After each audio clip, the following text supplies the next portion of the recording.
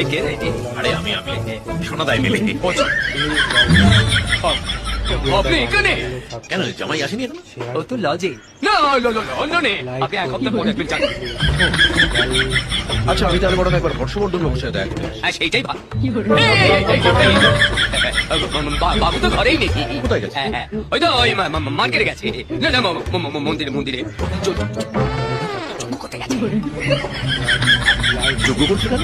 কারণ ছোট বাবু যাতে একটা ভালো মেয়ের সঙ্গে বিয়ে হয় সেই জন্য। ঠিক আছে আমি তাহলে ওয়েট করবো। আপনি কেন? যজ্ঞের পর বাবু গঙ্গায় চান করতে যাবেন, সেই ফলতায়। কেন ফলতায় কেন? বাবুঘাটে তো জল ছিল। ফলতার জলে যে আগে থেকে মানত করা ছিল। আচ্ছা ঠিক আছে আমি তাহলে কাল আসবো।